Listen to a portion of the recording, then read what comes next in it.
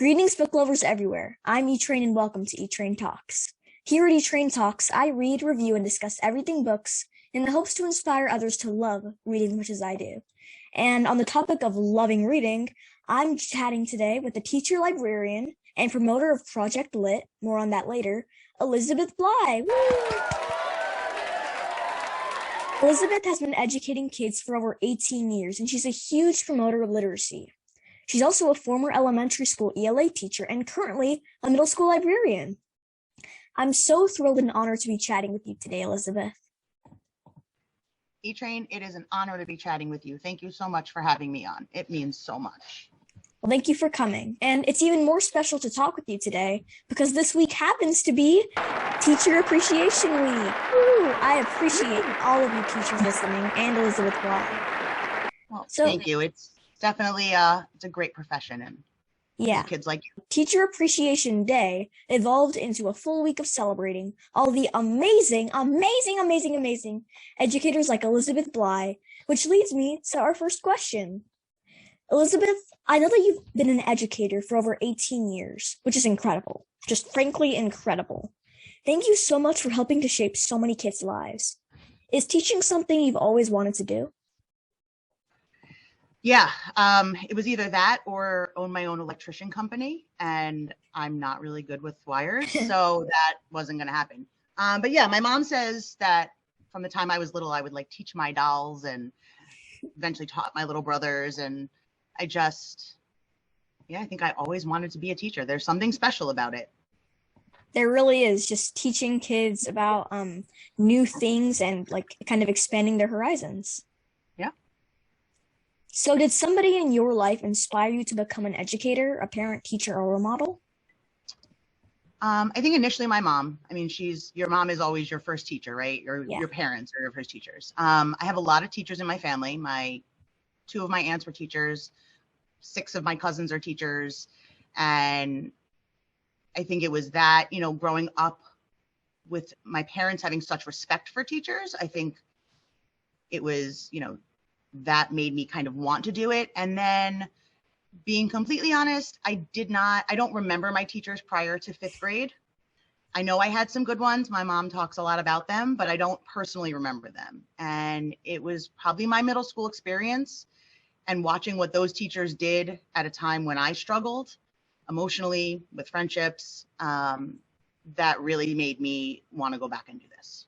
Teachers are the best. They just really are. And middle school teachers are great. Middle grade teachers are because middle school is like a kind of crazy time in our lives. So when you find the right teachers, it's really just amazing.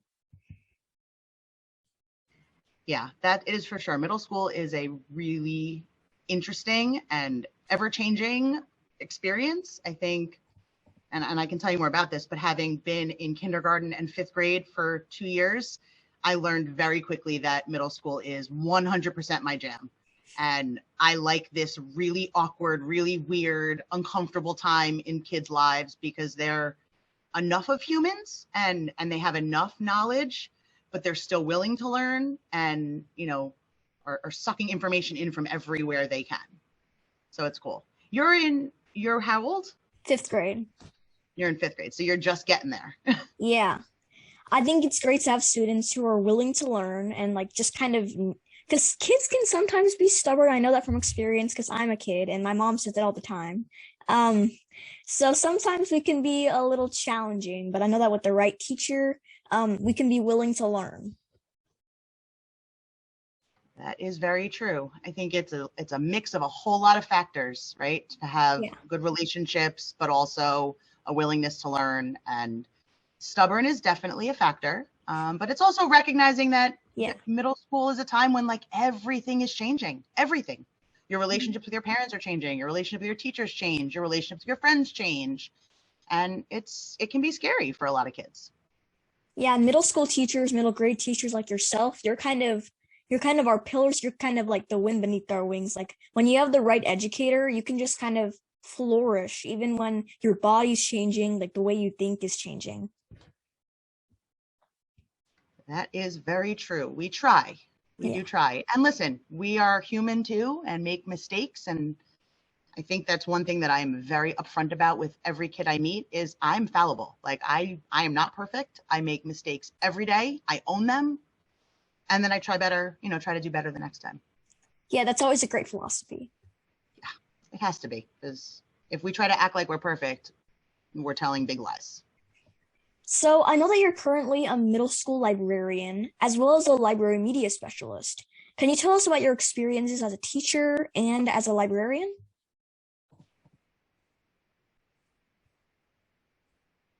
For my whole career, I started here in fall of 2004 as a 7th grade ELA teacher. And then I did both 7th and or 8th grade either year. And then, like I said earlier, I did a short stint as a kindergarten and 5th grade stream and elementary school librarian. And then I came back to the middle school, and this is my first year as a middle school librarian, and I absolutely love this job. It feels like it was the job I was meant to have. There's obviously a lot that I don't know yet, and I'm still learning, but I get to work with all different teachers, all different kids. I miss having a roster of my own kids, but the cool part about my job is I find ways to create those rosters through different kinds of experiences. So it's nice. Yeah, being a librarian kind of sounds like a dream job for me if I don't become an author, or if I am an author, I need a side job. Like, it just sounds so much fun to be surrounded by books like this. Like, the reading, the pages, the words, they're all in the air. It just sounds like a great environment. And teaching kids about books, that sounds just even more fun. Yeah, you would be so good at it. Thank you. I mean, it's a part of the job, right? There's the other piece of the job is teaching kids about literacy skills, digital literacy skills, and fake news and fact checking and information literacy. And now more than ever, how to use social media properly, which you are a great example of. Thank you. And I mean, it's a big job, right? There's a lot that goes in it, and with the right administration, which I happen to have, my principal is phenomenal. And she gives me a lot of freedom to try things. There's so much that can happen in a library. I mean, it should be the heart of any school building. So there's one quote about libraries that I really love. It's from Starfish by Lisa Phipps. I don't know if you've read it. So, she's the first person to smile at me today, the first to make me feel wanted, understood. I blink back tears. It's unknown how many students' lives librarians have saved by welcoming loners at lunch. Can you somewhat relate to that quote? That just kind of gave me chills. First of all, I love that book. I love Lisa Phipps. And having always been a kid who struggled with body image and my weight, I read that book and I just was like, oh my God, everything about this book speaks to me. My Project Lit Kids actually just finished it yesterday. I think for me personally, I try to be that person for kids. I'm not that person for every kid. I can't have, that intimate of a relationship with 1,200 kids every day, but I try really hard to make sure that every kid knows that if they need something, I am here.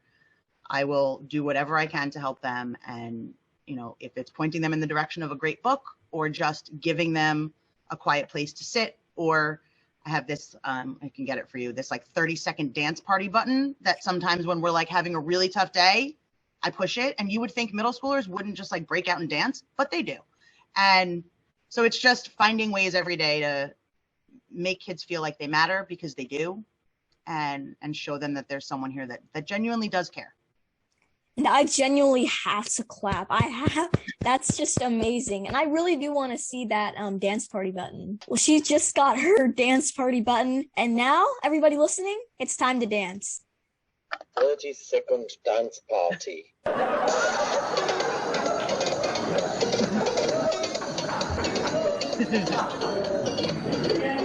And it has like all different, Yeah. So just like a little something. I mean, if you can't be silly, you can't work in a middle school. You gotta be able to be silly and make fun of yourself. Can you share how you transitioned from an elementary school and middle school teacher to a middle school librarian, and what that journey's been like? Yep. So like I said, I taught middle school ELA it was like 14 years. And our current librarian at the time was getting close to retirement age. And so one day he was like, come here, I got to talk to you. And I was like, oh, okay. And he was an older guy. He had been here for, 30 years at that point.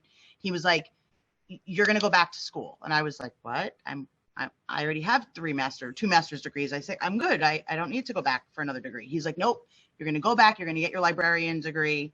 And then you're going to go for my job. And I was like, okay, that actually sounds like a great idea. So I went to the University of Albany. I did a completely online master's program through them. And then as I was finishing up, an elementary librarian position happened to open up in my district. And so I met with my superintendent, and, he was really supportive of me making the change. And, the district helped me to move into that role. And then as he, neared his retirement, they allowed me to come back into this role. So I was lucky, right? Like I had a district that believed in me and supported me. And listen, no district is perfect. Yeah. No school district, nothing in life is perfect. But I do feel like I was very lucky in being supported. And the other nice piece was I moved back to middle school with the kids that I was in 5th grade with. So they came back as 6th graders. I came back as an English teacher. And then this year they're in 8th grade, and now I'm their librarian again. So it's been like a nice full circle with that group. So there were a lot of books that came out during the pandemic that unfortunately got a little bit overshadowed because we were all home, bookstores weren't open. So this one was July 2021, Better with Butter. Have you read this one? I haven't. It sounds like a great book. Okay. It's adorable. the cover. Yeah, so cute. I mean, I love just the title when I saw it. Yeah. Everything is better with butter. That's but true. This is actually dealing with an animal that kind of plays a role therapeutically for a kid, and the kid also kind of plays a role for the goat. That book sounds like the goat. Yeah, it is the goat for sure. So this one's by Victoria. Oh, sorry, it's a little blurry. Can you see that? Yeah. Anyway, I'll send you the titles. Another one that came out was Allergic, and this one's a graphic novel. Did you read this one? I haven't, but I like the cover as well, and I like the title. Super cute. Definitely read this one. I'm like allergic to everything. I should have lived in a bubble as a child. So this one definitely spoke to me. I have a lot of kids that love it. Let's see what else I have. How to Find What You're Not Looking For by Vera Hirnandani. So somebody actually mentioned this last night. One of the Renegades mentioned it. This book I loved. It's from the perspective of somebody who has dual cultures and kind of how those cultures kind of intertwine and also play against each other in some ways. And you learn about the prejudice that exists in your families. And loved this one. Vera's an incredible author. Highly recommend. Yeah, and for those who don't know, the Renegades are the Renegades of middle grade. They recently held a webinar talking about their books and their book recommendations. I really like books that not only allow kids to see themselves, but to see others and really think about what it's like to experience things through someone else's shoes. And I know it kind of sounds, I don't know if it's like cliche, but like developing empathy and that's really important. That, like, we all have stuff. Every single one of us, even the kid that looks perfect, put together, has a great family, has a great home life, all of that stuff, had great grades, they've got stuff too. And everybody does. And so learning through books is definitely important. All right, so I got a couple more. Barbara D's Maybe He Just Likes You. I love Barbara D's books. Love. Have you read this one? I haven't. Okay, so this is a really good one. Really important topic, which I think some people sometimes struggle with talking to kids about consent and the idea of boundaries and relationships. I think it's super important to do that, and I'm very comfortable doing it, so I'm okay. But like, you have to kind of know your audience. So this is one 100% recommend. I mean, the girl, it feels so simple, but it's a phrase that you hear all the time, like, oh, that boy pulled your hair, maybe he likes you. Or that girl pulled your hair, maybe she likes you.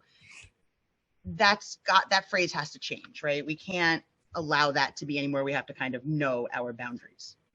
Another one that came out right at the beginning of the pandemic. Have you read this one? What Lane by Tori Maldonado? I haven't. Okay, so highly recommend. what I love about Tori's books is he writes like a ton of action in under 130 pages. I think this one's like 126. And this is very much built off of his experiences as an educator and his own life experiences. So that's another one. Another one that I love that came out during the pandemic was Paula Chase's Keeping It Real.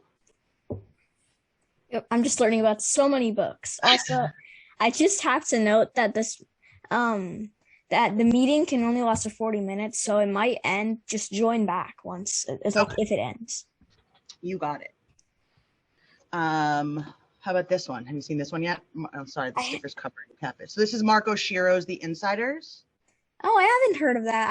I can't believe I'm learning about so many books. So Jarrett Lerner, do you know Oh, Jarrett? yeah, I do know Jarrett Lerner. So he has on, I'm going to blank on the name of the website, but one of the websites that Middle Grade Madness, I don't know. I'll think of it and send it to you. Is it MG Book Village? I think so. I think that's actually what it is. He keeps a running list of books that are coming out, so you can always kind of keep track, because every Tuesday there are new releases. So I've checked on Twitter and I've seen so many book birthdays. First of all, Kate Foster's The Bravest Word about depression and so many important topics is out today, so that's great for her. And John Chu's novel just recently came out, as well as The Secret Diary of Mona Hassan by Salma Hussein. So, and also thank you so much for all the book recommendations. I cannot wait to read all of the amazing novels that you recommended. So my next question for you is, what is the most stressful time of the year for teachers, and how do you manage to stay vigilant and keep going? Sadly, I think it's every day. I don't think there's one time of the year that's more stressful than others. Nick Ferroni, who's a teacher in New Jersey, there's a quote going around all over that he has said about, teaching is the only profession where you cry about other people's, or you worry about other people's children. And I think that responsibility alone is just, it's a big one, and it carries a lot of weight for me. And so it's always stressful. What do? I try to read as much as I can. I try to spend time with my family and friends. I try to get involved in as many out of school activities as I can. I try to sleep, which is not always easy. But we do the best we can. I'm not a yoga person at all. Like, that yoga would do the opposite of stress release for me. So I think everybody's got to know what their thing is. That'll help them. Yeah, what do you do? Yeah. Oh, is that like hypothetical, or are you asking? No, I'm curious. What do you do to relieve stress? To relieve stress, sometimes I like to read a book. Other times I just kind of go outside and just kind of release the bad thoughts, release the stress.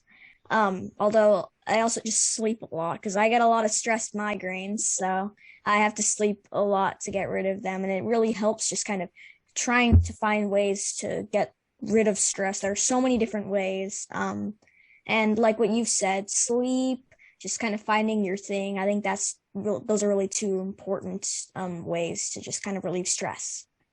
Yeah, for sure. And listen, the last, what are we, like a little over 2 years in this pandemic, probably have been two of the most stressful years that I've ever experienced being an educator. But for as much stress as there's been, the Kidlit community, I mean, as you can see from Twitter alone, has been the most supportive community that I could ever have asked to be even the slightest part of. So thank God for them and kids like you and my kids who just continue to want to stay engaged with great books, and the authors for engaging with all of us. So I think that definitely helps. So I read that in 2021, you started Project Lit Club at your school. Can you tell us about what Project Lit is and why you decided to start the club at your school? Sure. So Project Lit is a national grassroots movement that was started by a guy named Jared Amato. And I believe he started in 2015 or 14. I forget, but he can quote you on that. I had seen a lot of the stuff that he had done. I attended a conference where he spoke, and I was like, I want this for my kids, because what Jared does is he brings together a group of all the different advisors, the chapter leaders. We suggest books, and then the kids vote on them. And so every year there's 2 releases of new books that, are part of the Project Lit list. The authors get involved. You can reach out to other chapter leaders. And I knew I wanted that for my kids. So I read that, now I don't know if this website is updated or not, but I read that you're the middle grade literacy consultant at Little Press Publishing. Can you tell us a little bit about what Little Press Publishing does and your role in the publishing world? So this is also something new. Michelle McAvoy, this is her publishing company. And she had reached out to me during the pandemic and said, I'm starting a new imprint of the publishing company that's going to focus on middle grade. I'd love for you to get involved and just provide feedback. And so for the first time ever, I got to see a book well before it was an ARC. Wow. And provide some suggestion and some ideas to the author directly. And that was a really cool experience, and meet with the author and with Michelle and the other consultants as well. So I know that I guess you're kind of big in the publishing world a little bit. You're seeing books before their arcs. So I do have a question about that. How long before, like, you have the idea, it's getting edited, you're revising it, how long before it actually turns into an arc, like when it's ready? So I think with this book, it was, by the time we got it, she had already done a couple different revisions and edits. And then we got it, and it was only a few months after when the ARCs came out. And I don't know if that's different for every publishing house and different for every author. I mean, you hear some authors say that it could be 5 years, right, for a book start to finish. It could be longer, some are shorter. So I don't know that there's a hard and fast rule with publishing and the speed or process that it goes through, but it is a really, really interesting process, and there's so many hands involved in getting a book from start to finish. So that's cool. That's so interesting, and that's so cool for you that you got to be a big part of it. Like, people listen to you, and that's kind of, I think that's kind of my dream. Like, authors, librarians, people kind of listen to your words. Like, they really just vote. They just kind of, they don't take your words for granted. So I think that's really interesting. Well, I will tell you, people are listening to you. So you have a platform, you have a voice, and it's amazing to see how you're using your voice at such a young age. I couldn't have done what you're doing at 10. At 40, I'm still struggling to do it. So you're doing keep at it. And, it's a really interesting, publishing is really interesting. I mean, there's negatives and positives, right? There's definitely things that authors will tell you are really hard to deal with. And there's a lot of rejection and a lot of, feelings of failure, and award season can be such a wonderful thing, but can also be painful, right?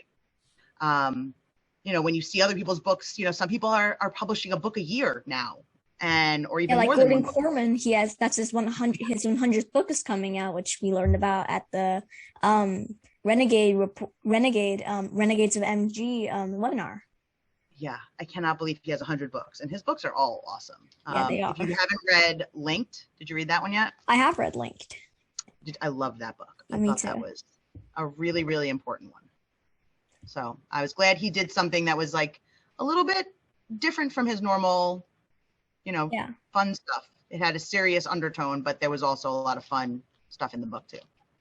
So if I'm ever an author, which I hope will happen, I'll be sure to check in with Little Press Publishing first.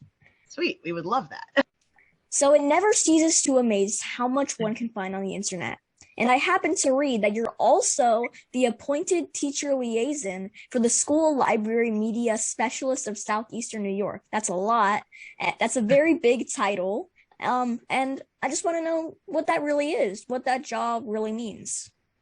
So we abbreviate, it's Slim Seni, right? And it's an organization of librarians from this region of New York, because as you know, New York's pretty big. So there's the greater New York organization, and then we are a small part of it. And what I was doing prior to becoming a librarian, because I knew a lot of them, is just trying to build some partnerships between teachers and librarians so that it's not a separated field. And so we're working in partnership to try to, bring new books, create new curriculum, and just highlight all of the things that we do together and in a more cohesive way. So it's a new role for me. I'm just really getting more involved now, but it's a great organization, And it really does help in whatever you do to have people that you can trust and rely on and go to for support who are experts who've been doing it longer than you have. Yeah, and congratulations I can't believe that you're just doing so much. Like, originally you're like, for 18 years, you're just a teacher. Now you're on Twitter, you're collaborating with so many amazing people, and you're part of so many important organizations. And I think that's just really cool and inspiring. Thanks. It is what keeps me going, for sure. So, of course, I can't let you go without asking what you're currently reading. Okay, so a couple of things. One of them is a book you'll get to in a few years because it's YA, but this is Tiffany Jackson's next book that's coming out called The Weight of Blood. So I just started that one because I love everything that she has written. When you're ready for YA, 100%. Recently finished Dear Student by Ellie Schwartz.